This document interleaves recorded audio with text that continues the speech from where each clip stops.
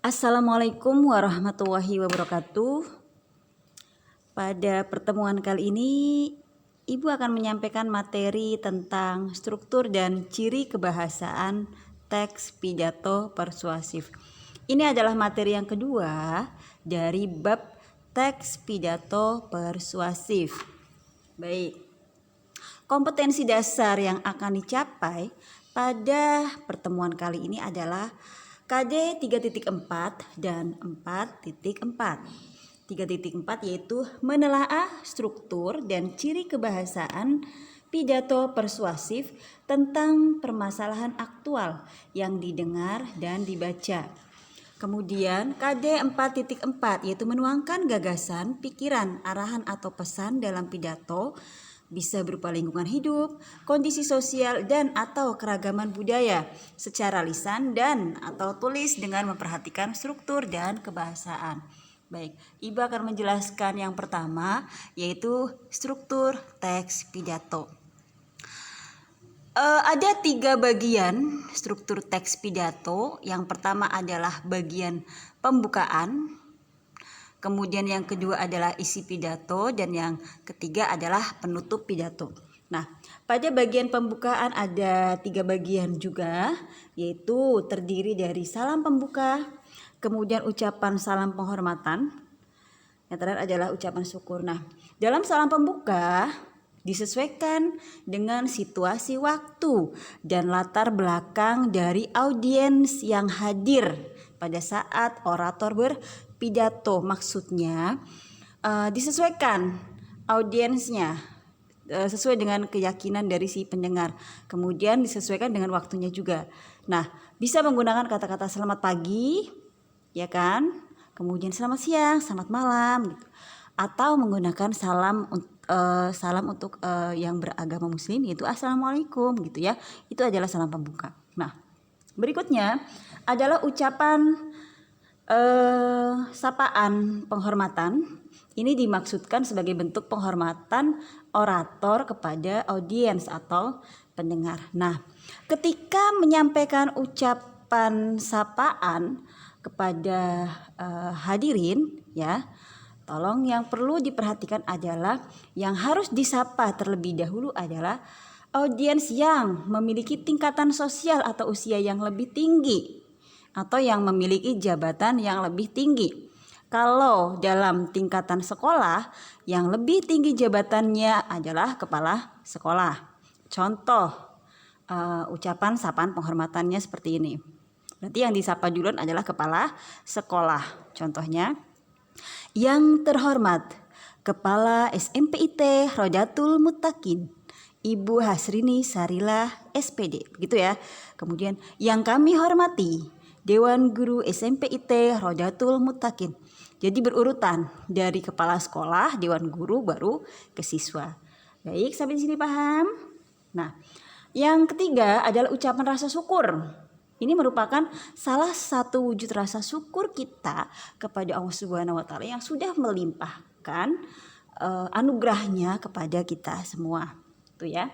Nah, struktur teks pidato yang kedua adalah isi pidato. Nah, isi pidato ini merupakan bagian inti dari pidato.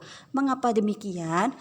Karena pendapat, gagasan, alasan, berbagai data pendukung dan pesan berupa imbauan atau ajakan disampaikan orator pada bagian ini. Ya.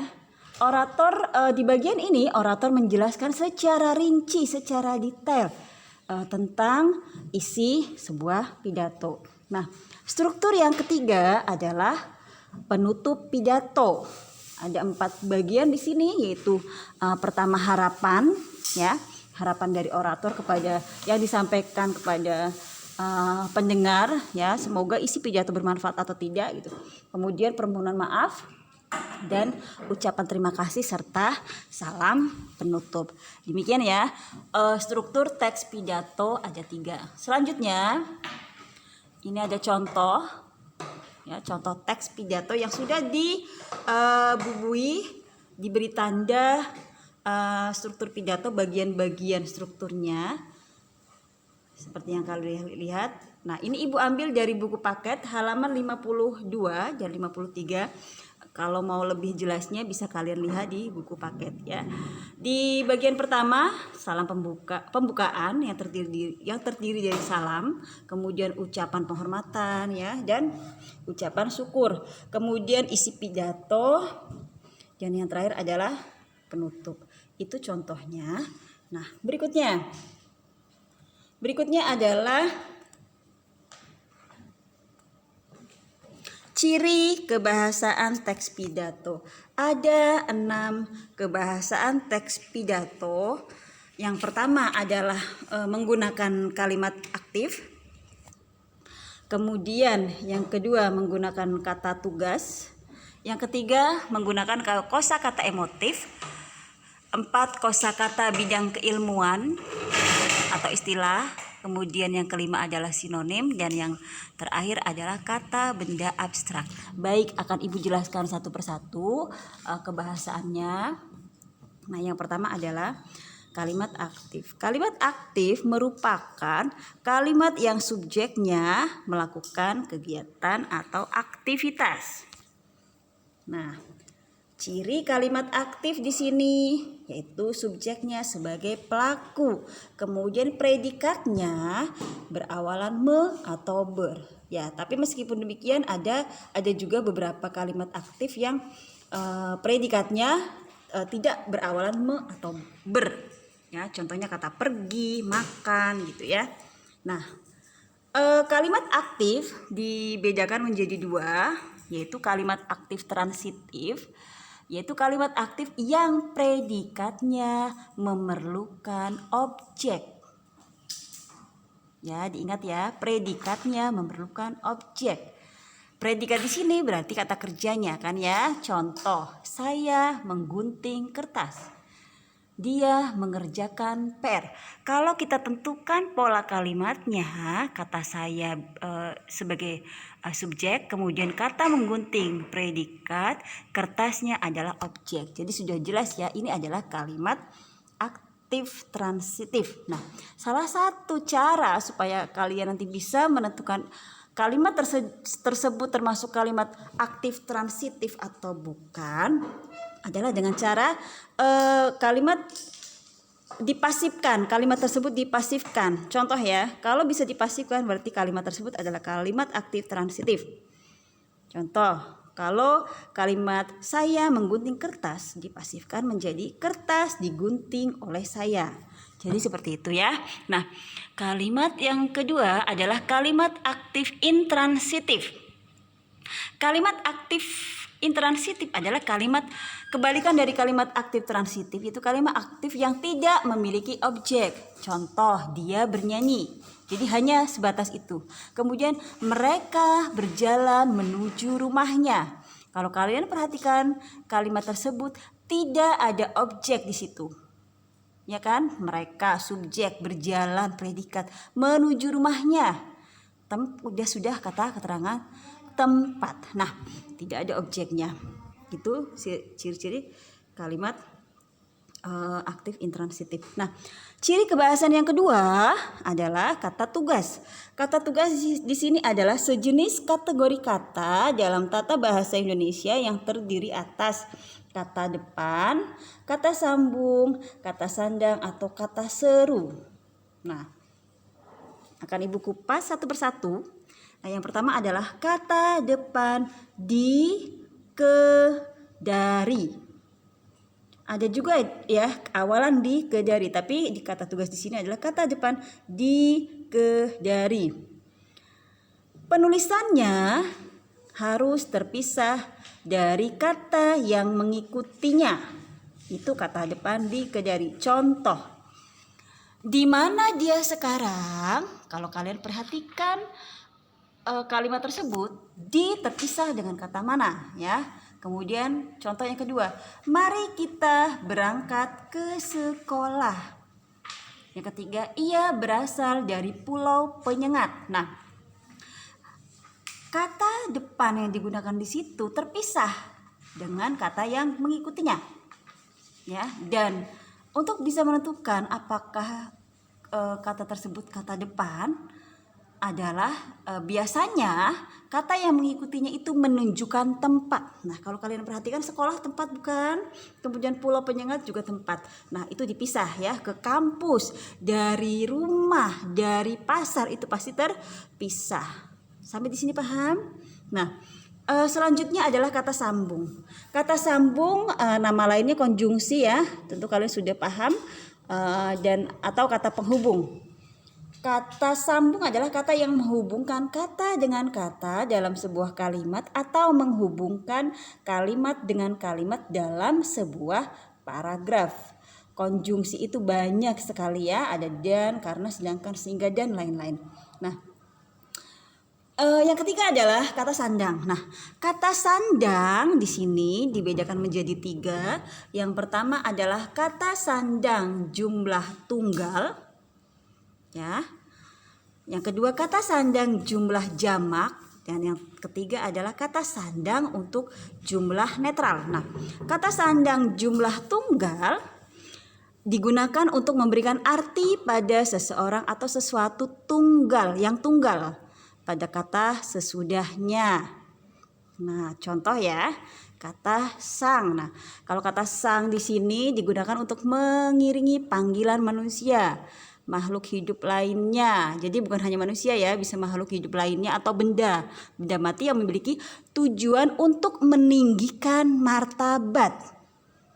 Contoh, sang ratu, sang saka merah putih, sang raja, sang presiden gitu ya. Nah, sang pemilik itu kata sandang sang. Kemudian kata sandang sri. Kata sandang sri biasa dipakai untuk penyandang nama manusia yang memiliki gelar tinggi atau keturunan raja. Contoh, Sri Sultan Hamengkubuwono, Sri Baginda Raja, Sri Baginda Tengah gitu ya. Sri Ravi Sangkar gitu. Itu kata sandang sri. Berikutnya adalah kata sandang hang. Nah, kata sandang hang ini merupakan warisan dari karya sastra lama. Ini adalah salah satu kosakata bahasa Indonesia yang hanya digunakan dalam karya sastra lama guna menyebut seseorang yang dimuliakan atau dihormati. Nah, contohnya hang tua, hang jebat, hang baik gitu ya. Tapi kalau sekarang sudah jarang digunakan seperti itu. Nah, kata sandang berikutnya adalah dang. Nah, kata sandang dang ini juga sama dengan hang. Ini adalah kosakata warisan sastra lama. Jadi penggunaan kata sandang dang di sini hanya untuk wanita yang memiliki kehormatan. Contoh, Dang Nurul, ya, Dang Yakti Utami, Dang Maria Ulfa, Dang Astrid gitu ya, itu contohnya. Dang. Tetapi kata sandang hang dan dang untuk sekarang sudah jarang digunakan karena itu hanya digunakan pada karya sastra yang lama. Nah, berikutnya adalah kata sandang hyang. Kata sandang hyang memiliki keistimewaan karena hanya digunakan untuk menyebut atau mengiringi panggilan kepada dewa dan dewi. Nah, ini biasanya digunakan sebutan bagi umat Hindu. Sang Hyang Widi, ya. Berikutnya adalah kata sandang yang. Kata sandang yang di sini hanya digunakan untuk mengganti nama Tuhan atau seseorang yang dimuliakan. Contoh, yang maha pengasih, yang maha pengampun, itu yang mulia itu ya. Itu kata jenis kata sandang dengan jumlah tunggal. Nah, berikutnya adalah kata sandang jumlah jamak. Yaitu ada kata para, kaum, dan umat. Nah, kata sandang jamak inilah yang sering digunakan pada teks pidato para hadirin, kan ya, kaum muslimin dan muslimat, umat muslim dimanapun gitu ya. Itu kata sandang jumlah jamak. Nah, yang terakhir kata sandang untuk jumlah netral. Ada kata si dan yang. Nah, kata si di sini sering kita temukan pada penyebutan tokoh dalam dongeng atau cerita-cerita rakyat yang masih akrab di telinga masyarakat Indonesia. Contohnya si kancil dan buaya, si pincang, gitu ya, si mancung. Nah, Kata sandang netral berikutnya adalah yang. Nah, yang ini berbeda dengan yang tadi ya, yang tunggal. Kalau ini jenis ini hanya penunjuk netral, kata sandang yang hanya digunakan untuk mengganti seseorang yang tunggal tanpa adanya jabatan atau pangkat tinggi. Kalau yang tadi yang tunggal itu adalah yang jabatan tinggi ya, yang dimuliakan. Nah, kalau ini tidak, ini netral. Contoh, wanita yang jatuh tertimpa. Nah, yangnya itu adalah wanita malang itu. Yang tadi membantuku membawa dagangan adalah seperti itu. Sampai di sini paham? Baik, selanjutnya adalah kata seru. Kata seru nama lainnya adalah interjeksi. Kata seru di sini kata yang digunakan untuk menggambarkan perasaan yang ada di dalam diri seseorang, seperti marah, kemudian kecewa, kesal, sedih, gembira. Itu ya kata seru. Nah, contoh kata seru dari Indonesia, asli dari warisan Indonesia adalah wah, nah, idih, aduh gitu. Itu adalah kata seru dari Indonesia. Kemudian kata seru serapan dari bahasa lain adalah alhamdulillah, subhanallah, atau halo gitu kan. Itu adalah kata seru serapan dari bahasa lain. Baik, selanjutnya ciri kebahasaan berikutnya adalah kosakata emotif. Kosakata emotif adalah kosakata yang berhubungan dengan emosi, perasaan yang bisa membuat pendengar tersentuh emosinya ketika menyimak atau membaca. Contoh, hal itu bisa terjadi karena bangsa kita memiliki semangat kebersamaan dan gotong royong. Nah, dari kalimat tersebut, kosakata emotifnya adalah kata semangat, memiliki semangat kebersamaan. Contoh lainnya, semoga Allah memberikan hidayah kepada kita semua. Nah, kata hidayah itu adalah kosakata emotif. Selanjutnya, ciri kebahasaan teks pidato persuasif adalah menggunakan kosakata bidang ilmu atau istilah.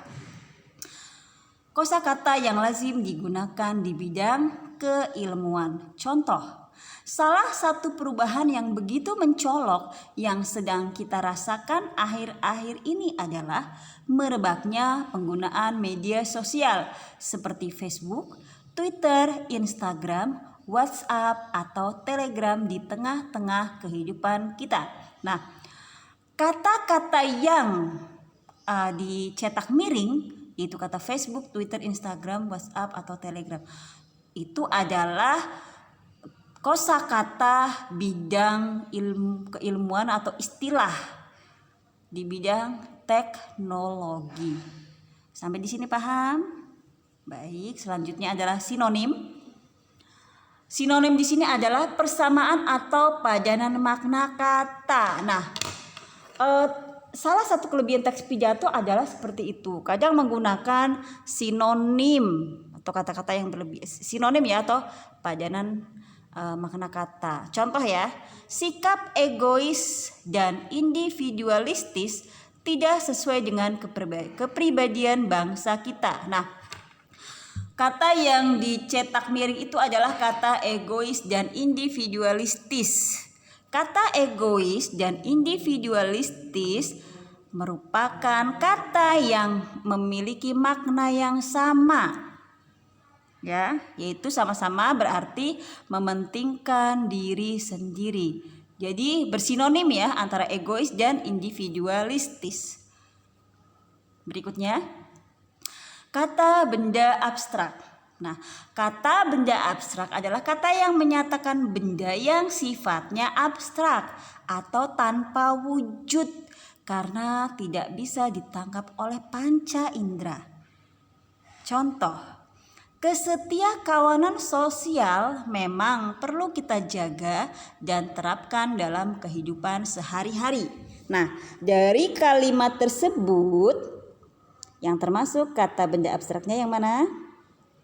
Nah, adalah Kesetiakawanan sosial itu adalah kata benda abstrak karena tidak terlihat tanpa wujud. Kita tidak bisa tahu kan bentuknya kesetiakawanan sosial seperti apa.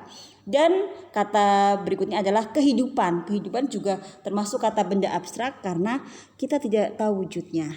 Selanjutnya, oke, dengan demikian selesai sudah materi pada pertemuan kali ini.